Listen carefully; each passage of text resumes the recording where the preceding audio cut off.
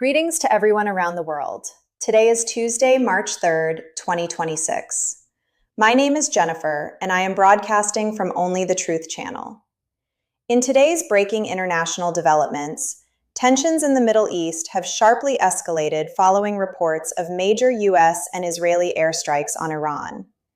At the same time, Iran has declared the Strait of Hormuz closed, one of the world's most vital oil transit routes, warning of serious consequences for any vessels attempting to pass through. Additionally, U.S. Secretary of State Marco Rubio has made statements regarding what he described as an imminent threat, raising further questions about the justification and timing of these military actions.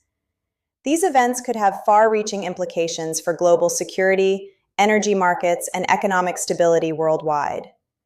As nations respond and alliances are tested, the international community is watching closely to see what happens next. In the video you are about to watch, we break down the claims, the official statements, and what this unfolding situation could mean for the region and for the world.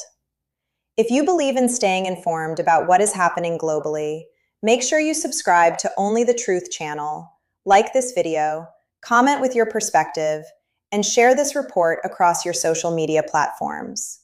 Help us ensure that everyone knows what is going on. It is March 2nd, 2026, and it is 4:45 p.m. local time here in Texas as we are back with more breaking news updates as you have Iran declaring that the Strait of Hormuz is officially closed and that they will target any ships trying to pass through and effectively set them on fire. We also have the U.S. and Israel carrying out major strikes targeting Tehran with bombings that have included the headquarters of Iranian state TV. Just another war crime to add to the running list that they are carrying out right now. All of this as we have Secretary of State Marco Rubio saying that there was in fact an imminent threat. Well, maybe it was an imminent threat from Israel, not necessarily from Iran. And you have the Trump administration as a whole refusing to say whether or not they would be willing to put American boots on the ground in Iran as they continue to pursue a regime change war that isn't working out so well when it comes to their overall objectives.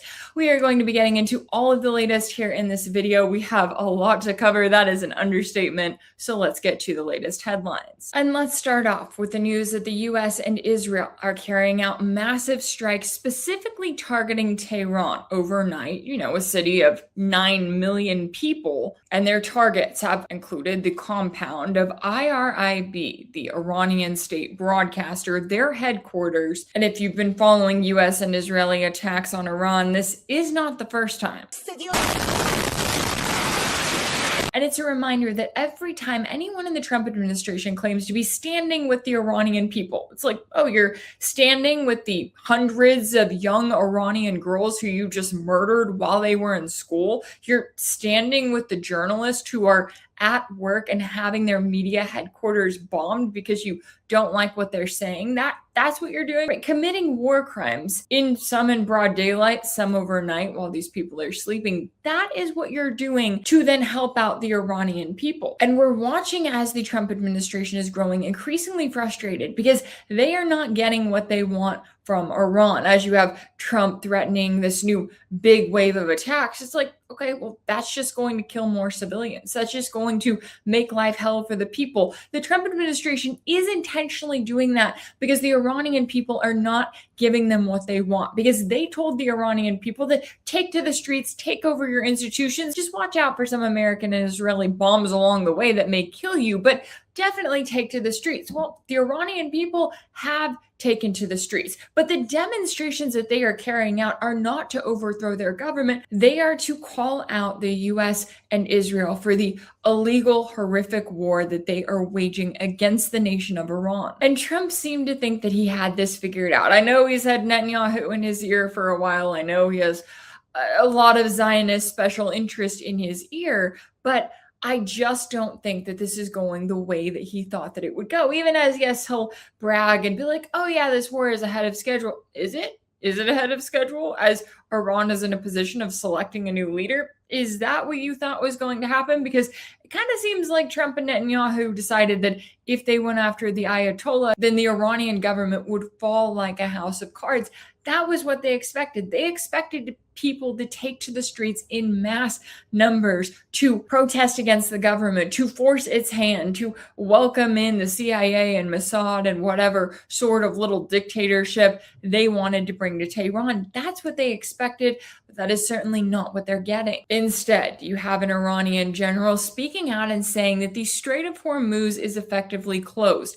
Anyone who wants to pass are self-sacrificing heroes in the IRGC, Navy, and the Army will set those ships on fire. Don't come to this region. And when you see Trump lay out his alleged objectives for this war, the reason he keeps mentioning the Iranian Navy, this is why. We obviously have seen traffic through the Strait of Hormuz significantly reduced. We've seen energy prices skyrocketing. I mean, just the fact that Qatar announced that they would be halting the production of liquefied natural gas when they account for 20% of the world's supply is another reminder of where things are headed, of how bad this energy crisis is going to get and how bad it's going to be for the global economy. But you can see why the Trump administration has the Iranian Navy close to the top of their list of groups and organizations they are wanting to target, because they look at the Strait of Hormuz and they realize how much power Iran has over that very vital waterway. And speaking of attacks on energy production, Iranian state media is reporting that Tehran did not attack the Saudi Aramco facility, that it was actually Israel. They said the attack on the Saudi Aramco refinery was carried out by Israel, and Iran did not strike any oil facilities in Saudi Arabia. Now, I know I covered the initial reports earlier today that there had been an attack on this facility, so it's notable that Iran has been so quick to come out and to say that it wasn't them. But by accusing Israel of doing this, they're also throwing it out there that, hey, Israel could be trying to carry out a false flag, right? If they get Saudi Arabia into this war, which, as we've seen, when Iran is in this position of carrying out strikes, targeting all of these U.S. military bases in the region, that is going to make all of these Gulf monarchies not too happy. And we've already seen the angry statements coming from the UAE, right? The anger is not directed where it should be directed, at the United States for starting this entire mess, at the United States for keeping all of these Gulf states as its vassal states. Now, instead, the anger is directed at Iran for responding. But Saudi Arabia is still a powerful player in this region. And at least according to the anonymous sources in Washington, Saudi Arabia was one of those who was in Trump's ear telling him, you've got to move forward with these strikes. You have to target Iran now. If you don't, Iran is going to become even more powerful. Maybe if you do, they're going to become more powerful as well. Maybe they all didn't seem to really factor that in. But what was it that made them go forward with this attack that clearly they've been planning for months, if not years? Clearly they wanted another phase of this war, but what made them do it now? Well, according to Secretary of State Marco Rubio, there was, quote, absolutely an imminent threat. There absolutely was an imminent threat, and the imminent threat was that we knew that if Iran was attacked, and we believed they would be attacked, that they would immediately come after us. And we were not going to sit there and absorb a blow before we responded, because the Department of War assessed that if we did that, if we waited for them to hit us first after they were attacked, and by someone else, Israel attacked them, they hit us first, and we waited for them to hit us, we would suffer more casualties and more deaths. Interesting. So the imminent threat here was not at all from Iran. It was not, as Trump said, that Iran was working on some sort of weapon to target the United States homeland.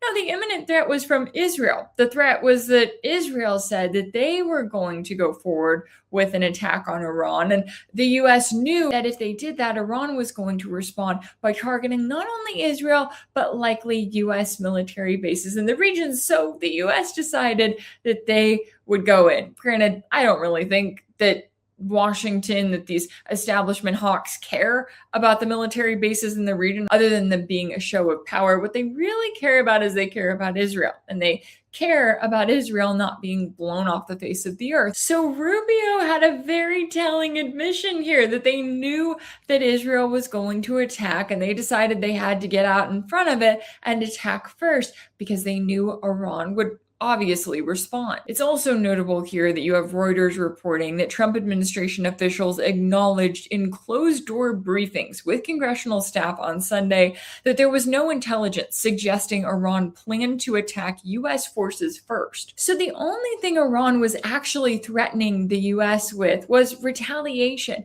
if the U.S. attacked first, if Israel attacked first. And now here we are, just a few days later. Not only has the U.S. gone in and murdered one of the most important religious leaders in the world, but now you have both President Trump and Secretary of War Pete Hegseth refusing to rule out the possibility of putting American boots on the ground in Iran. And their messaging has been all over the place on this, right? Trump initially says, yes, this is a regime change war. Then Hegseth comes in and says, no, this is not a regime change war. It's like, okay, what's the point here? What is the point of this war? To kill more Iranian children, right? To target more Iranian journalists, to target more Iranian doctors, because that's exactly what the US is doing. Target the Red Crescent, target more Iranian humanitarians. And meanwhile, you have Trump now saying that, maybe this war is going to last 4 weeks or so.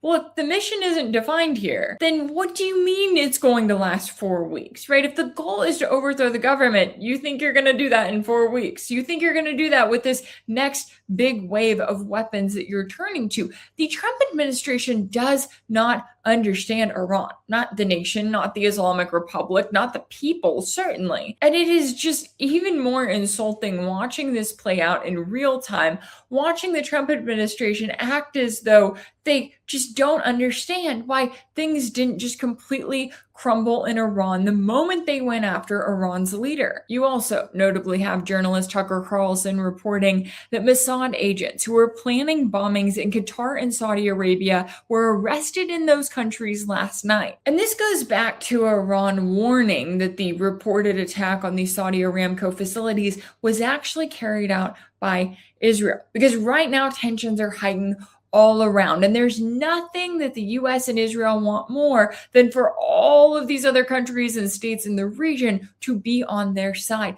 to hate Iran and to get involved directly in this war. And so it is absolutely a time to beware of the propaganda out there, beware of any form of attacks that we do see out there, and to remember that propaganda warfare is something that the US and Israel do better than anyone else. They can accuse Russia and Iran and China of all of the propaganda that they want to, but nobody does it quite like the US and Israel, especially when they find themselves backed into a corner and they are challenged. And right now, I believe that they are backed into a corner because they are in this position of trying to figure out, okay, where do we go from here? Because another really important aspect to this, and I know that I brought this up a little bit earlier, is the fact that right now, at this current stage of war, Iran is firing off weapons that are still years old. They still have yet to get to their latest and greatest modern weapons. Why are they doing that? Well, one of the reasons is they obviously don't want to reveal everything that they have all at once. But beyond that, they're also taking the steps to wear down U.S. air defenses because the U.S. has a finite supply of air defense missiles, and they're covering here and they're covering there, and they are not prepared for a prolonged war. They are not prepared for a prolonged onslaught coming from a country like Iran. And that's not just me telling you that. That's also the U.S. Secretary of State saying that. They are producing, by some estimates, over 100 of these missiles a month. Compare that to the 6 or 7 interceptors that can be built a month. They can build 100 of these a month, not to mention the thousands of one-way attack drones that they also have. You know, we saw press conferences from Trump, Hegseth, and Rubio all at different points of the day. And I would say that Rubio's was the most revealing because he revealed to the world that the imminent threat was not from Iran, it was from Israel. And that the U.S. is in a dire situation because we only can do so much to quote unquote defend ourselves, to quote unquote defend these military bases that the U.S. has scattered everywhere all across the Middle East. Oh, and to help protect Israel. Because after all, that's what all of these people in Washington seem to really care about. And I'll cap this off by mentioning that Trump is telling everybody to watch Netanyahu's interview that he did with Sean Hannity, which is supposed to air this evening here in the US. So it'll be very interesting to see. I'm not telling you to go watch it. I will probably do a recap of it in the morning. But it's another reminder that right now, Trump and Netanyahu are walking hand in hand into just the latest phase of World War III. It's a reminder of who is continuing to run the show here, and that Trump is just going along with it. Forget about being the peace president. Forget about solving a dozen wars. Oh no, Trump is walking right into a defining moment of his entire presidency as he continues to pursue this war that the U.S. knows they cannot win. And that's something everyone should be talking about. To our viewers around the world, your voice matters in moments like this. Open discussion and informed perspectives help us better understand global events and their consequences. Now, I want to hear from you. Do you believe the current military actions are a preventive defense, or do they risk triggering a broader regional conflict? And secondly, how do you think this escalating situation could impact global energy prices and international stability in the coming weeks? Leave your thoughts in the comment section below, and don't forget to share this discussion on your social media platforms so more people can stay informed about what is happening.